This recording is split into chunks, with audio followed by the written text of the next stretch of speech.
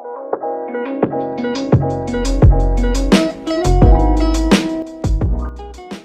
nama Tuhan, Shalom. Shalom. Pada siang hari ini kita bersyukur kepada Tuhan buat kasih-Nya dalam kehidupan kita. Karena pada kesempatan hari ini kita masih bisa mendengarkan firman Tuhan. Tema bulan yang ditentukan oleh pengurus yaitu menampilkan kasih Kristus dalam kehidupan sehari-hari.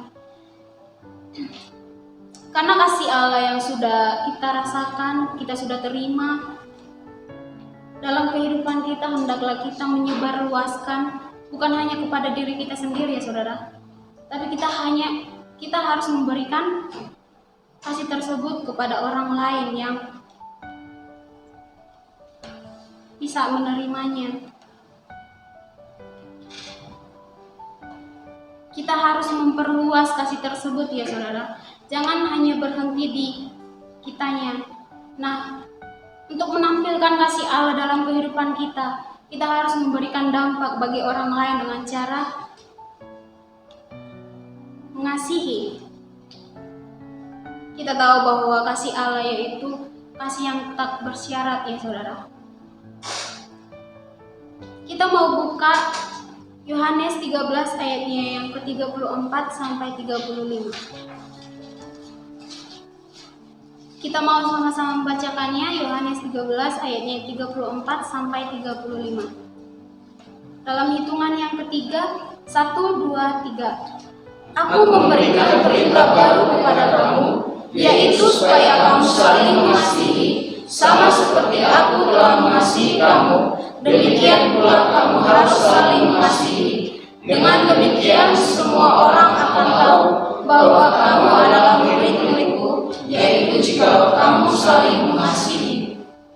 Puji nama Tuhan, terima kasih. Saya akan bacakan ayatnya yang ke-34 ya saudara.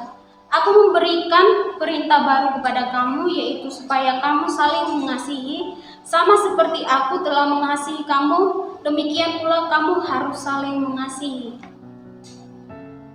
Nah, dalam konteks ini Yesus memberikan perintah kepada murid-muridnya supaya mereka saling mengasihi. Karena apa saudara? Ini adalah suatu teladan, salah satu teladan dari Tuhan Yesus kepada murid-muridnya. Bukan hanya kepada muridnya, tetapi kepada sekitarnya. Orang-orang yang di sekitar Tuhan Yesus sudah merasakan bagaimana kasih itu diberikan Tuhan Yesus kepada orang-orang yang ada di lingkungannya. Nah, ini adalah suatu perintah bagi murid-muridnya ya saudara, untuk saling mengasihi. Dikatakan di ayat yang ke-34, seperti aku telah mengasihi kamu, demikian pula kamu harus saling mengasihi. Ini saudara, mengapa diberi perintah untuk mengasihi? Sebelum kita masuk dalam tema ini, kita harus tahu mengasihi itu apa ya saudara. Kata dasar dari mengasihi yaitu kasih ya saudara. Mengapa harus mengasihi? Di sini ada 4 poin, yaitu karena kasih adalah inti dari kekristenan. Kita adalah umat-umat Kristen. Arti Kristen yaitu pengikut Kristus. Kita sudah mengetahui bagaimana teladan Kristus. Kita sudah mengetahui bagaimana sifat dan karakter Kristus. Untuk itu, kita harus menjadi teladan. Kita harus mengasihi sesama kita, bukan hanya sesama kita seiman ya saudara, tapi yang berbeda iman juga kita harus kasihi. Nah, mengapa harus mengasihi? Yaitu kasih adalah yang terbesar. Kita buka dalam 1 Korintus 13 ayatnya yang ke-13.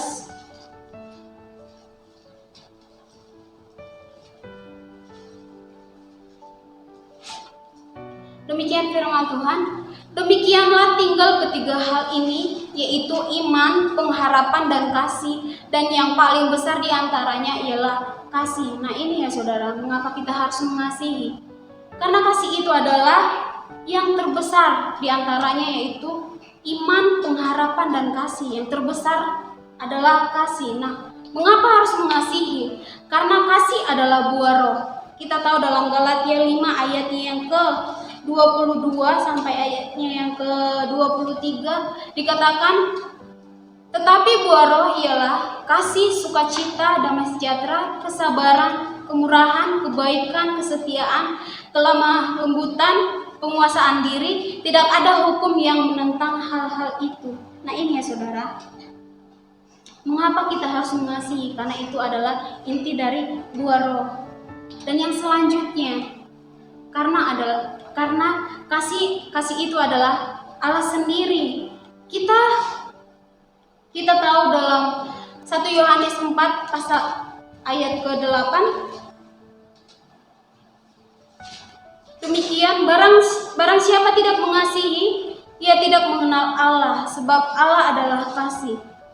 Nah ini ya saudara, karena kasih berasal dari Allah itu sendiri, lahir dari Allah itu sendiri dan mengenal Allah. Jangan ada dalam hati kita atau dalam pemikiran kita bahwa kita sudah mengasihi, tetapi saudara kita yang ada di dekat kita saja kita tidak kasih ya saudara. Bagaimana kita mau mengasihi Tuhan yang tidak kelihatan, sedangkan saudara kita yang sudah kita lihat, yang berada di samping kita tidak kasihi? Itu sangat mustahil ya saudara. Bagaimana orang mengatakan aku mengasihi Allah atau aku mengasihi Tuhan? Tidak mungkin ia bisa mengasihi Tuhan, karena Tuhan itu sendiri tidak kelihatan. Sedangkan orang yang sudah dikenal atau sudah dilihat secara fisik, dia tidak kasihi, apalagi Allah yang tidak kelihatan. Nah, dalam Alkitab ada dua hukum atau perintah ya saudara, yang terdapat di dalam Matius. Kita buka dalam Matius 22.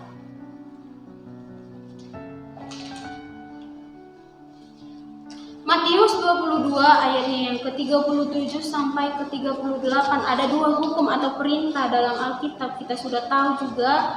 Demikian firman Tuhan, jawab Yesus kepadanya, kasihilah Tuhan Allahmu dengan segenap hatimu, dengan segenap jiwamu, dan dengan segenap akal budimu. Itulah hukum yang terutama dan yang pertama. Dan hukum yang kedua yang sama dengan itu ialah kasihilah sesamamu manusia seperti dirimu sendiri.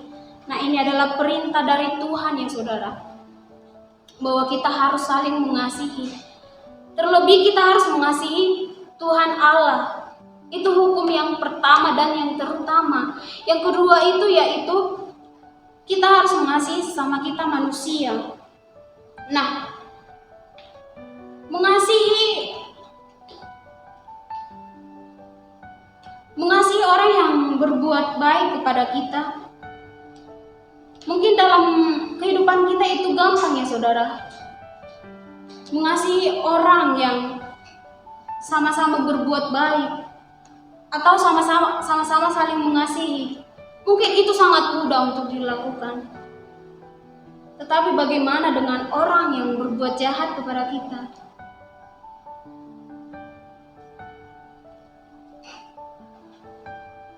Mungkin itu akan hal yang sangat sulit dalam diri kita.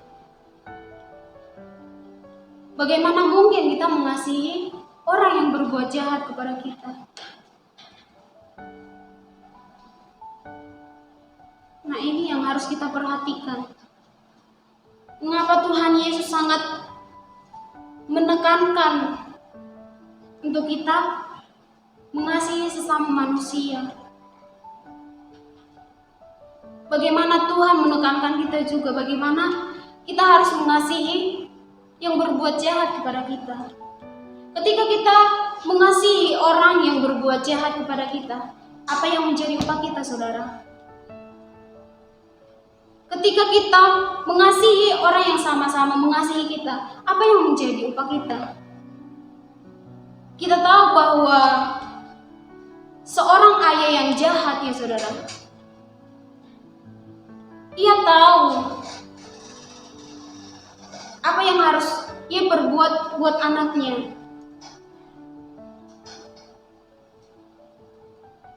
Ia tahu apa yang terbaik buat anaknya ya saudara. Apakah kita sama dengan orang jahat tersebut? Kita hanya mengasihi saudara kita yang mengasihi kita, tetapi tidak dengan orang yang berbuat jahat. Jangan sampai ada dalam hati kita atau dalam pemikiran kita, kalau dia mengasihi saya juga akan mengasihi. Tetapi jikalau Anda berbuat jahat, saya juga akan membalasnya. Jangan sampai ada pemikiran yang seperti itu ya saudara.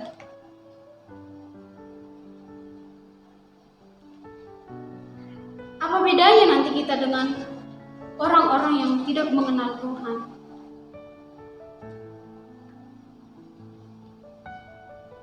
Apakah kita mau mengasihi orang yang berbuat jahat kepada kita atau orang yang tidak sesuai dengan hati kita? Di dalam kasih juga ada kerendahan hati ya saudara. Saya dapat motivasi dari salah satu dosen kita. Kalau kamu mempunyai kasih, otomatis kamu mempunyai kerendahan hati. Di saat saya mendengar perkataan tersebut, iya ya, kasih berjalan dengan sama-sama berjalan dengan kerendahan hati ya saudara. Tidak ada kasih yang sombong. Di dalam Korintus kita sudah tahu. Tidak ada kasih yang memegahkan dirinya sendiri. Tapi kasih itu mau rela berkorban, mementingkan orang lain, tidak mementingkan dirinya sendiri. Kita buka dalam Lukas 6 ayatnya yang ke-32. Lukas 6 ayatnya yang ke-32 sampai 33, demikian firman Tuhan. Dan jikalau kamu mengasihi orang yang mengasihi kamu, apakah jasamu? Karena orang-orang berdosa pun mengasihi juga orang-orang yang mengasihi mereka. Sebab jikalau kamu berbuat baik kepada orang yang berbuat baik kepada kamu, apakah jasamu? Orang-orang berdosa pun berbuat demikian. Nah, firman Tuhan dalam Injil Lukas dikatakan bahwa jikalau kamu mengasihi orang yang mengasihi kamu, apakah jasamu? Orang jahat aja bisa melakukan seperti itu. Kita tidak ada perbedaan dengan mereka ya saudara, kalau kita hanya mengasihi orang yang mengasihi kita. Nah, dalam hal ini tadi yang seorang ayah ya saudara, ia tahu memberikan yang terbaik buat anaknya.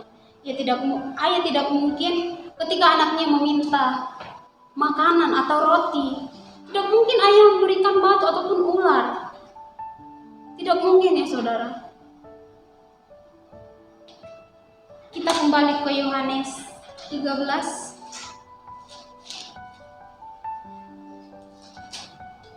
Ayatnya yang ke-34. Kita kembali ya saudara. Aku memberikan perintah baru kepada kamu supaya kamu saling mengasihi. Sama seperti aku telah mengasihi kamu, demikian pula kamu harus saling mengasihi. Nah, di sini kita melihat dengan kasih yang bagaimana Kristus mengasihi murid-muridnya. Kita harus belajar ya saudara. Yang pertama itu dengan kasih yang tidak egois atau tidak memikirkan dirinya sendiri. Kita tahu bagaimana pengorbanan Tuhan di kayu salib. Pengorbanannya sempurna. Dia tidak memikirkan dirinya sendiri. Kita tahu perjalanan Tuhan Yesus.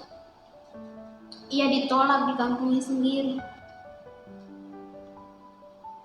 Ia ditolak di sekelilingnya.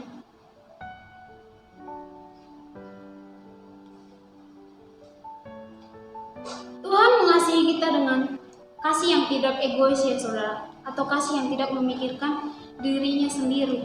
Nah yang kedua, dengan kasih yang rela berkorban. Kita buka dalam Yohanes 1 Yohanes 3 ayatnya yang ke-16.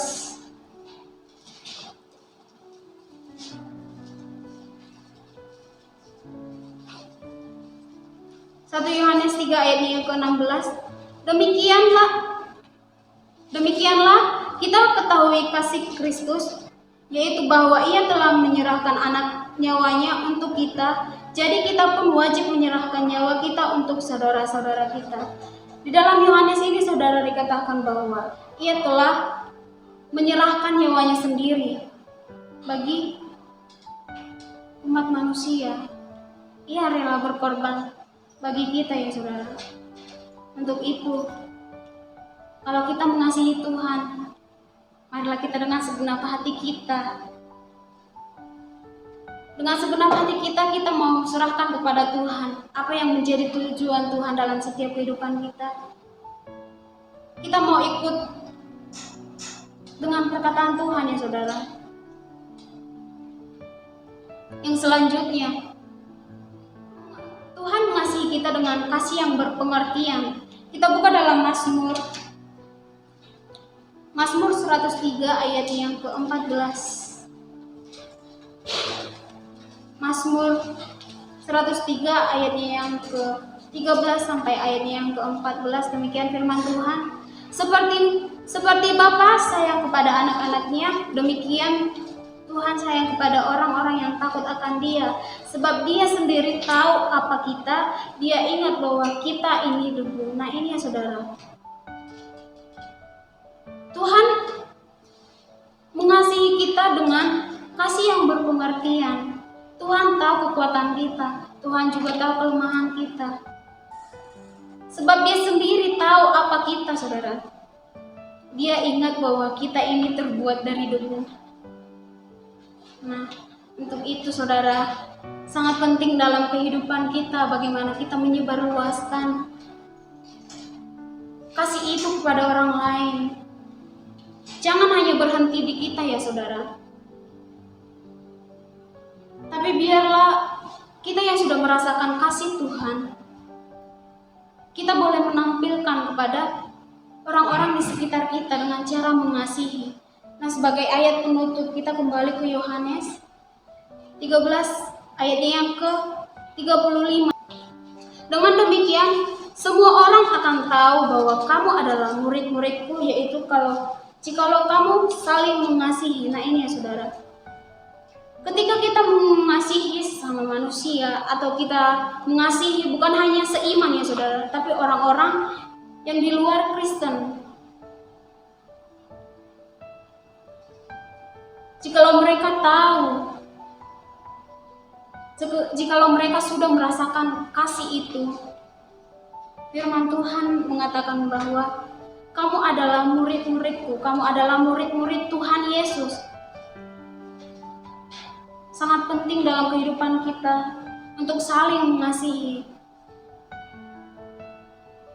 Karena ini adalah teladan dari Tuhan Yesus. Biarlah setiap firman Tuhan pada siang hari ini boleh menumbuhkan setiap iman kita untuk saling mengasihi. Bagaimanapun caranya, kita harus tetap mengasihi. Nah untuk itu saudara, jangan hanya mengasihi orang-orang yang berbuat baik kepada kita ya saudara, tapi marilah kita mengasihi orang-orang yang di luar umat Kristen atau orang-orang yang berbuat jahat kepada kita. Demikian firman Tuhan pada siang hari ini. Kita berdoa.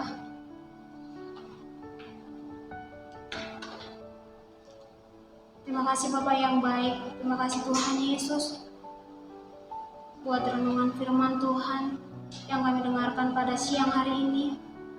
Firman mengajarkan kami Tuhan Yesus untuk saling mengasihi, bukan hanya saudara seiman kami Tuhan, tapi biarlah kami juga mengasihi orang-orang yang berbuat jahat kepada kami. Biarlah kami tetap mengasihi orang-orang yang di luar. Bapa yang baik, tanpa Engkau Tuhan, kami tidak bisa berbuat apa-apa. Ajar kami Tuhan Yesus untuk selalu menyerahkan seluruh kehidupan kami ke dalam tangan Tuhan. Tanpa Engkau di sisi kami Tuhan Yesus, mungkin kami juga tidak bisa mengasihi orang lain. Untuk itu Tuhan, tetaplah berada di dekat kami Tuhan, tetaplah bertumbuh di dalam kami. Ini yang menjadi kerinduan kami. Dalam nama Tuhan Yesus kami ucap syukur dan berdoa. Haleluya.